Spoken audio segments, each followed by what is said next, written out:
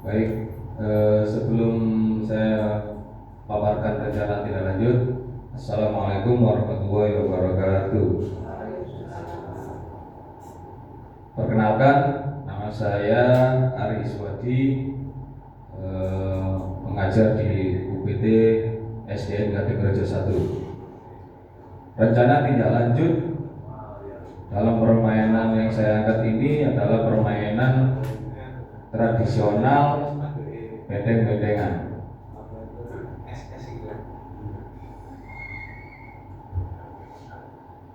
Untuk latar belakangnya, permainan tradisional benteng-bentengan masa kanak-kanak adalah masa yang seharusnya menyenangkan.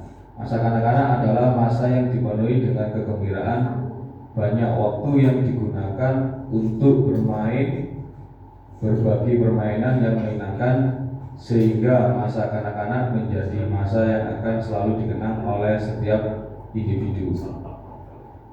Dunia bermain memang tidak dapat dipisahkan dengan masa anak-anak. Bermain merupakan suatu kegiatan yang dapat untuk menimbulkan kenyataan bermain memiliki tujuan tertentu, bahkan sesungguhnya bermain memberi manfaat yang besar, terutama bagi perkembangan anak. Permainan tempo dulu sebenarnya sangat baik untuk melatih fisik dan mental anak. Secara tidak langsung, anak-anak akan dirasakan kreativitas, ketangkasan, jiwa kepemimpinan, kecerdasan, dan keluasan wawasannya bermanfaat bagi anak ini mulai ditinggalkan bahkan dilupakan.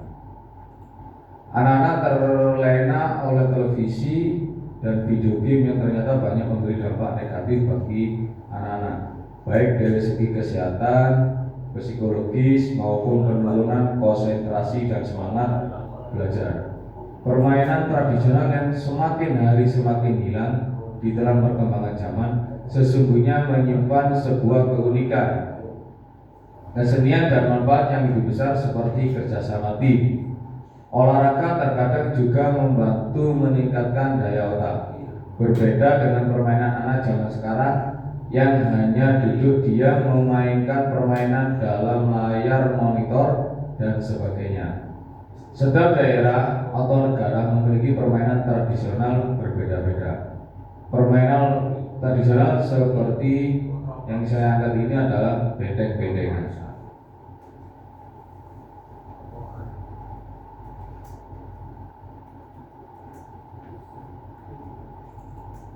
Selanjutnya, tujuan pembelajaran. Tujuan pembelajaran untuk program permainan benteng-bentengan, satu, meningkatkan kebugaran fisik. Maksudnya kebugaran fisik itu terdiri dari kelincahan, kecepatan, ketahanan tubuh, kerjasama tim. Yang kedua, meningkatkan daya tahan, kekuatan otot, fleksibilitas, mengurangi resiko sakit. Yang ketiga, meningkatkan kesehatan mental. Yang keempat, mengurangi stres dan kecemasan, meningkatkan mood, konsentrasi, dan performa akademik. Yang kelima, untuk mendorong gaya hidup aktif. Yang keenam, mendorong kebiasaan olahraga rutin, membantu siswa memahami pentingnya aktivitas fisik, serta membentuk pola hidup sehat sejak dini. Yang ketujuh, meningkatkan sosialisasi dan kerjasama. Yang kedelapan, membangun rasa kebersamaan dan sportivitas.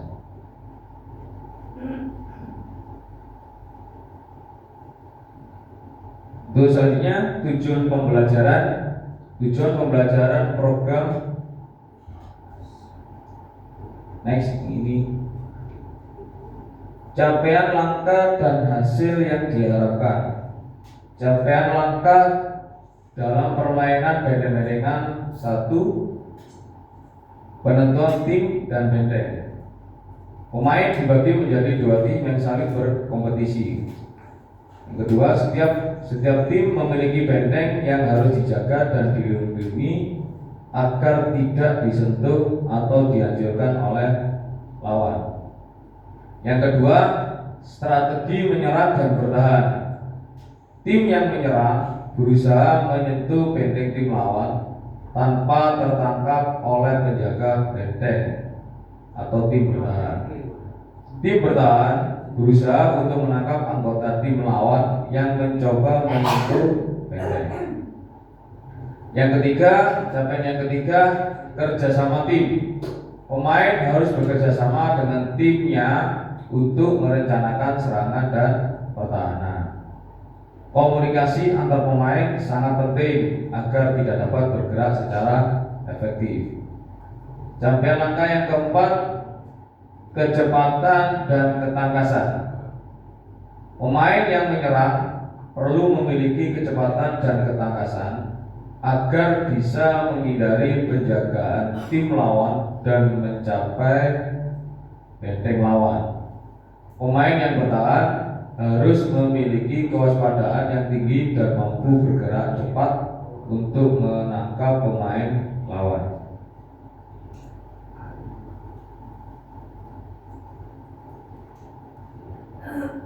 Selanjutnya, capaian langkah dan hasil yang diharapkan. Untuk capaian langkah, yang pertama peningkatan kerjasama tim. Yang kedua, pemain diharapkan dapat meningkatkan kemampuan untuk bekerja sama dalam tim, saling mendukung dan berkoordinasi dalam mencapai tujuan permainan.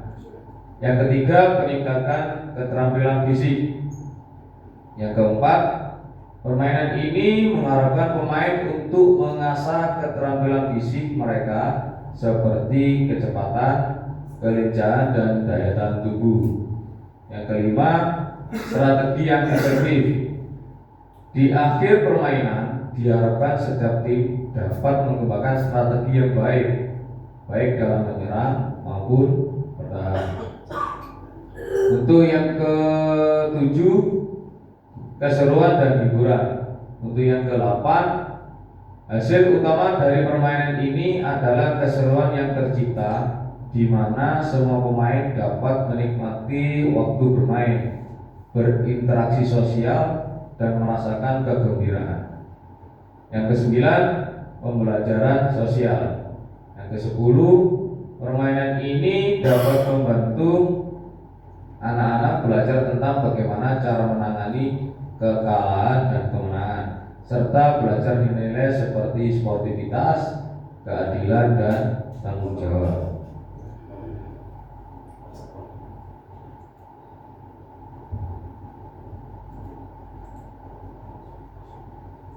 Struktur program dan mitra komunitas belajar. Struktur program: koordinator program guru PJOK, tim pelaksana peserta didik, kegiatan rutin 1 bulan sekali, kegiatan khusus pertandingan antar kelas. Maksudnya di kegiatan rutin 1 bulan sekali itu kita selalu mengadakan pembelajaran dan pematangan, sehingga saat 1 bulan setelah semester pasti kita mengadakan pertandingan antar kelas, dan kelas itu adalah kelas yang tinggi, dimulai dari kelas 4, 5, dan 6. Untuk mitra dalam komunitas belajar ada kepala sekolah, guru-guru lain, staf administrasi, orang tua mendukung kegiatan di luar sekolah, komunitas lokal, sekolah sendiri.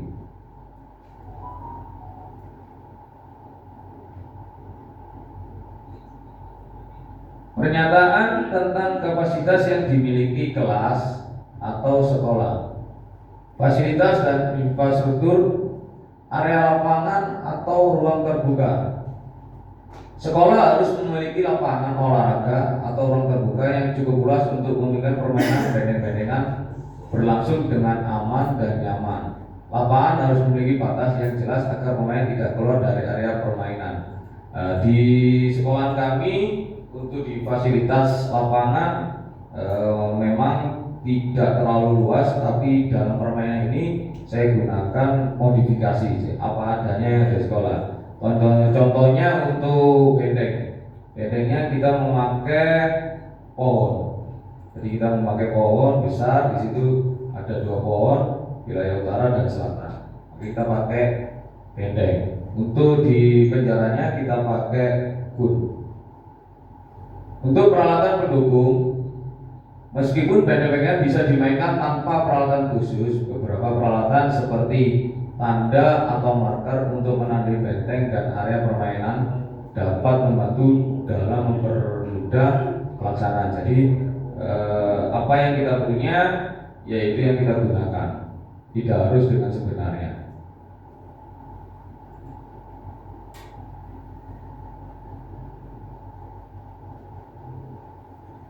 Rencana evaluasi. Evaluasi akan dilakukan secara berkala dengan menggunakan berbagai metode, termasuk 1. Penilaian formatif. Penilaian formatif diobservasi selama kegiatan jurnal refleksi peserta didik. Untuk yang kedua, penilaian sumatif. Tes dilakukan saat gerakan dia bermain. Kuesioner kepuasan peserta didik. Feedback, mengumpulkan umpan balik dari peserta didik, orang tua, dan pihak yang berkaitan dengan permainan perbaikan program.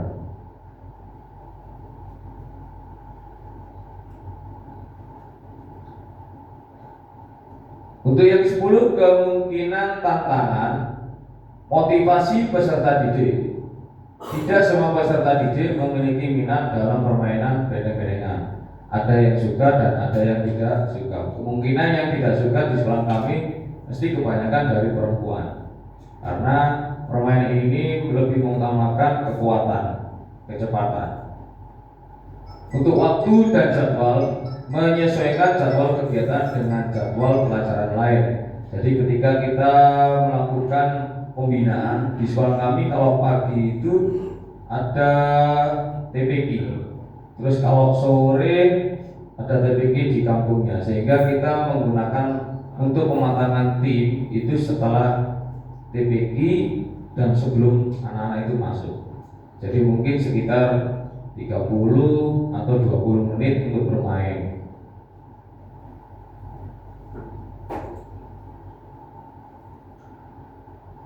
Nah, ini untuk dokumen kami tentang PKG PJOK 2024 kelas 01. Nah, ini terdiri dari teman-teman yang berjumlah 15 orang, termasuk di Bu Fasil.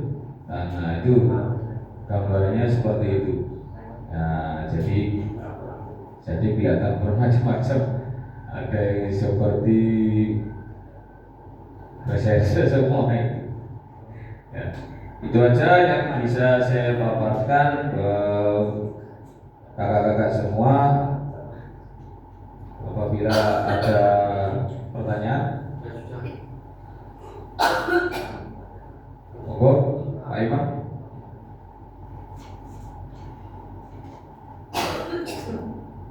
Baik, mungkin yang saya tanyakan untuk apa itu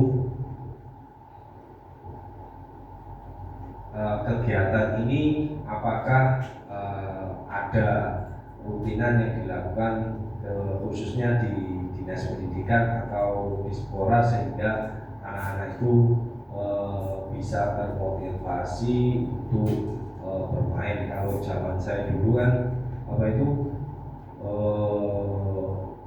masih kecil, tidak ada HP ya, jadi iseng-iseng itu bermain benteng-bentengan. Nah, sekarang ini zamannya zaman HP, jadi kegiatan ini sangat tidak ada hampir. Mungkin apakah di Kota Pasuruan ada kegiatan tersebut sehingga bisa apa itu anak-anak termotivasi untuk latihan kembali.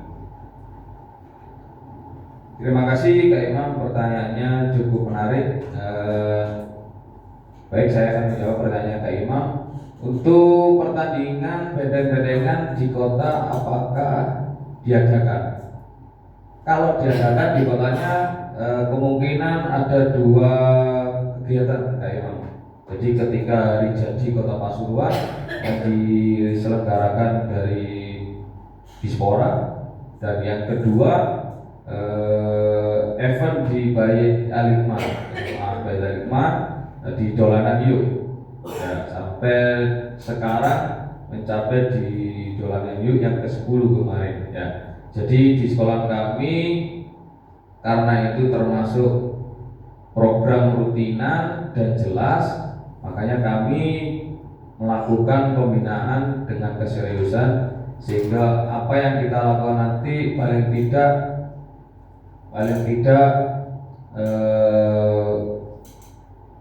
berkaca di event tadi bisa membawa hasil yang maksimal, biarpun itu tidak juara umum, tapi kita sudah partisipasi, terus anak-anak itu bermain dengan leluasa, senang, gembira, itu sudah termasuk bagian dari saya, sudah merasa senang. Apalagi kemarin alhamdulillah masih dikasih rezeki satu dapat piala. Tapi alhamdulillah, makanya di sekolah kami permainan tradisional ini karena programnya kegiatan lombanya itu jelas di 2 event di Dispora dan di Bayi Alikma, maka kami menargetkan latihan rutin itu. Nah, barangkali ada yang ditanyakan, Kak Nawang?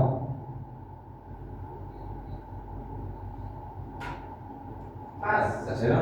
Sudah? Nah, kalau sudah, sebelum saya tutup, itu tadi paparan kami tentang permainan tradisional. Yang saya angkat adalah benteng-bentengan.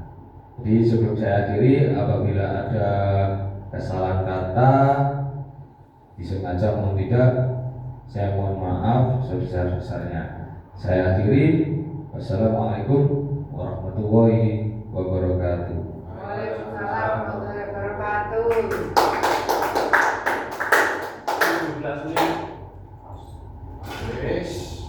Pada aku takon masih 13 menit ya.